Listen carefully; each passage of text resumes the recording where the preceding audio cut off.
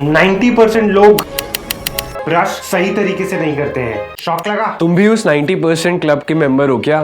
Tension मत लो, हम लोग हैं ना। हम बताएंगे आपको कि बढ़िया ओरल केयर रूटीन कैसे मेंटेन किया जाता है और उसको बिल्ड करने के लिए क्या क्या करना पड़ता है। Let's flip your oral care routine from not now to wow, let's do this.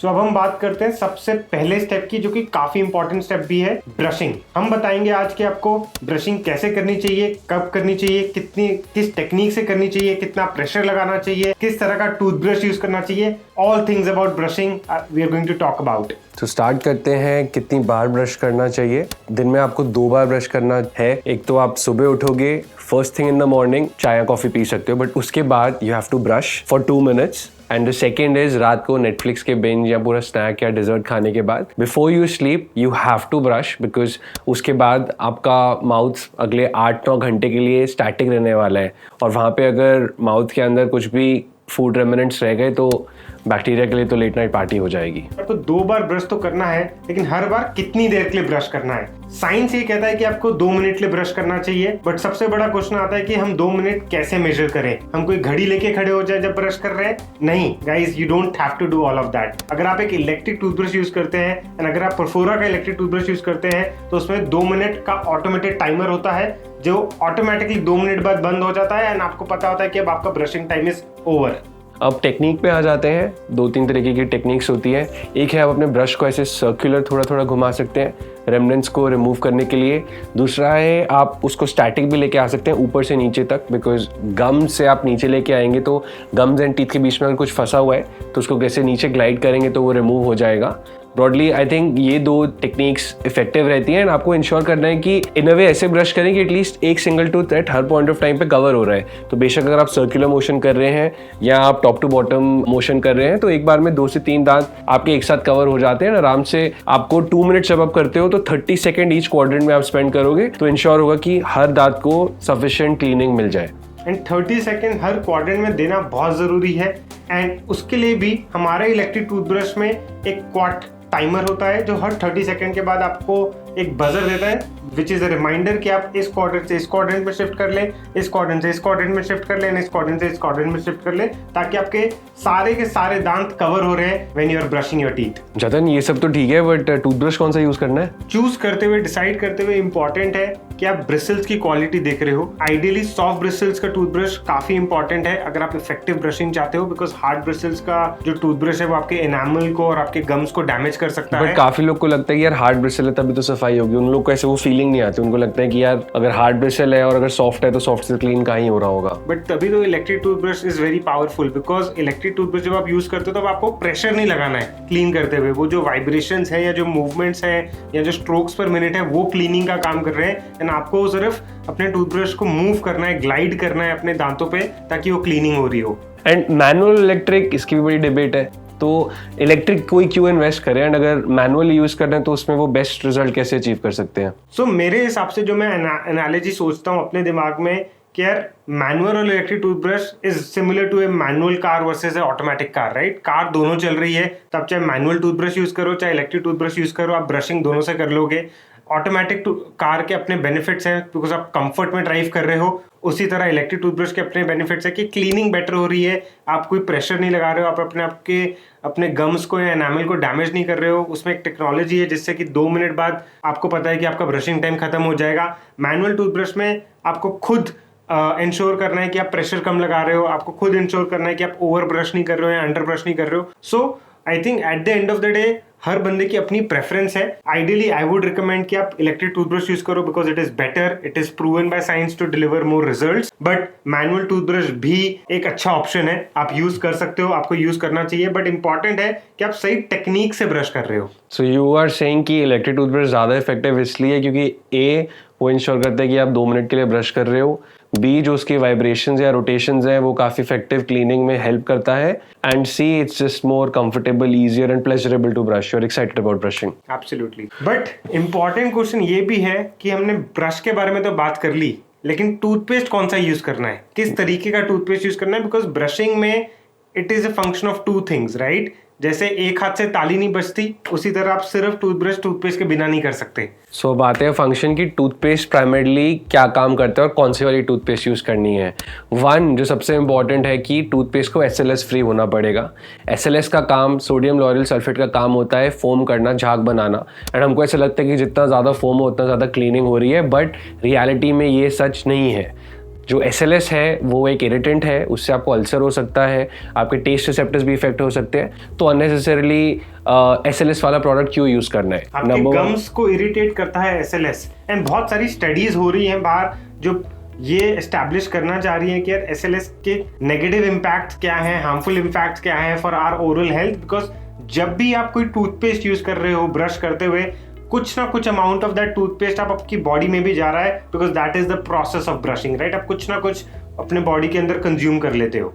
तो ये तो हो गया कि क्या नहीं होना चाहिए, एंड बहुत इंपॉर्टेंटली क्या आपकी टूथपेस्ट में होना चाहिए। सो टूथपेस्ट क्या काम करता है कि वो रीमिनरलाइजेशन का काम करता है। आप भी जब भी खाना खाते हो या आप क्लीनिंग नहीं करते हो तो आपके टीथ डीके हो रहे होते हैं। डीके को प्रिवेंट करने के लिए आपको टीथ को एक सब्सटेंस देना है जो रीमिनरलाइज करा सकता है।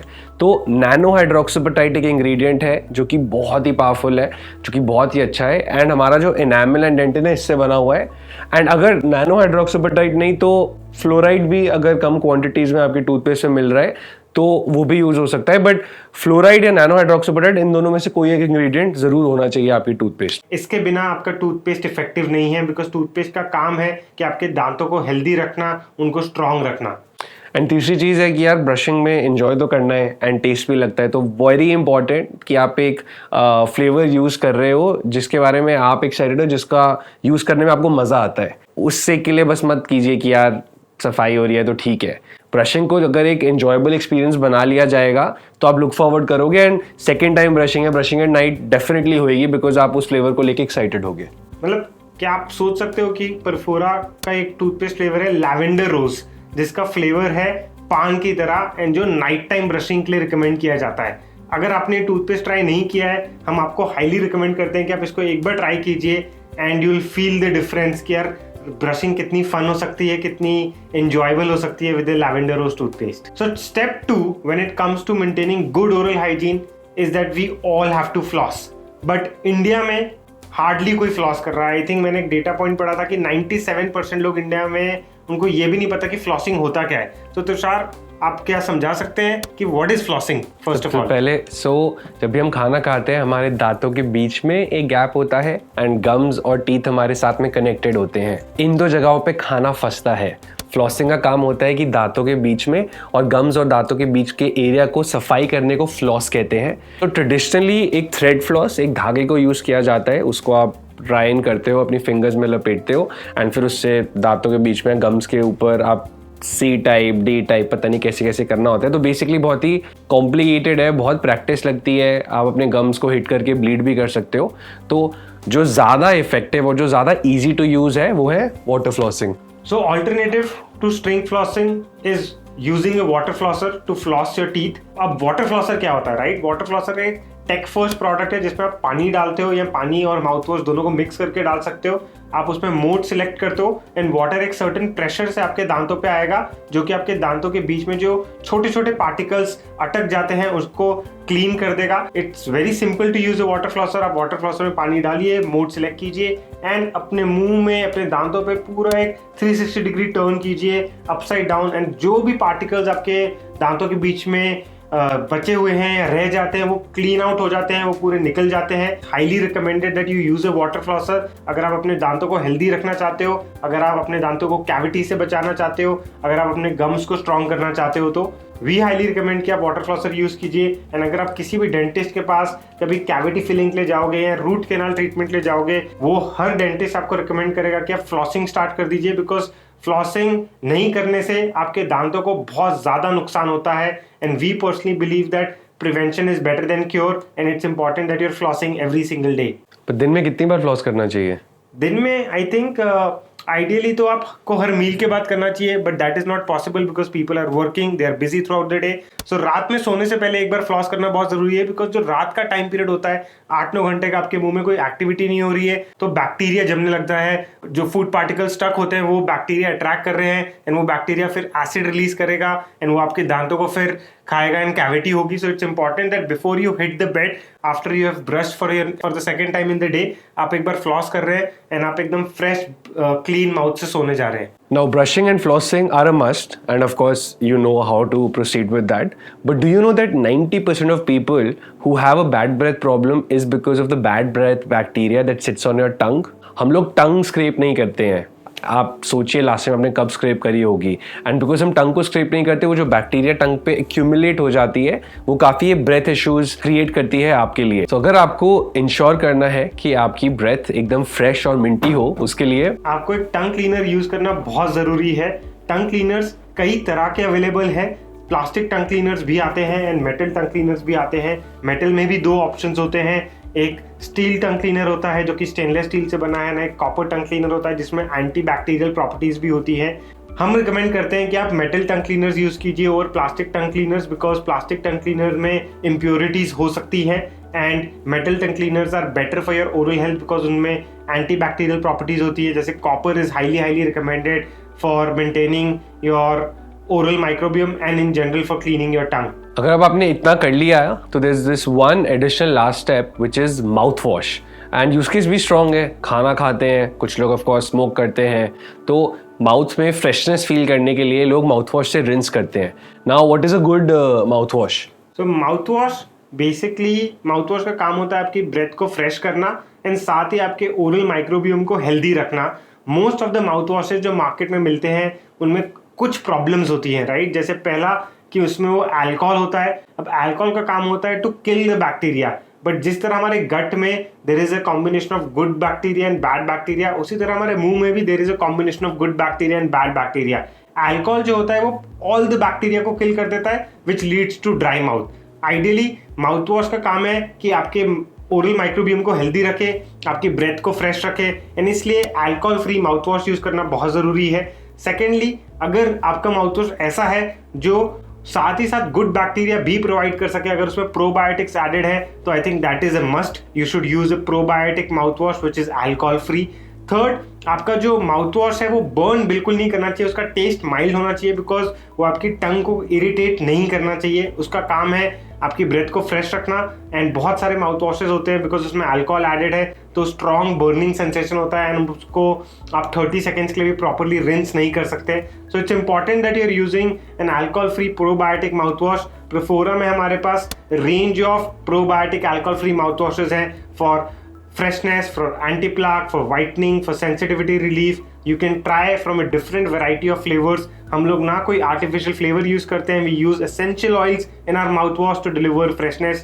So you should check our range out and experience instant freshness. So guys, to summarize, अगर आपको बढ़िया oral care routine maintain करना है, so it's important that you are following these 4 steps. It's important that you are brushing every single day, twice a day. With a good toothpaste which has a remineralizing agent and does not have SLS. And you're flossing every single day, preferably with a water flosser, so that the process of flossing is easier and effective. Number 3, you have to tongue scrape with a tongue cleaner, preferably a metal or a copper tongue cleaner. And fourthly, the last thing is to use a mouthwash which will help freshen your breath and keep you really active and on the go. So great, हम लोग ने अभी discuss कर लिया कि what all do we need to do to maintain a good oral care routine. But अब touch upon कर लेते हैं कि क्या क्या चीज़ें नहीं करनी है एंड जिन चीज़ों को अवॉइड करना है. आपको वो टूथपेस्ट यूज नहीं करना है जिसमें SLS हो. आपको वो माउथ वॉश यूज नहीं करना है जिसमें अल्कोहल हो. एंड आपको एक हार्ड ब्रिसल्स टूथब्रश यूज नहीं करना है. एंड इसके अलावा एक छोटी सी चीज़ और है. सर्टन टाइप्स ऑफ फूड है जो आपको अवॉइड करने चाहिए अगर आपको ओरल हेल्थ में डिस्कम्फर्ट हो रहा है. And more on that in the next video. Until then, bye bye. Keep brushing twice a day.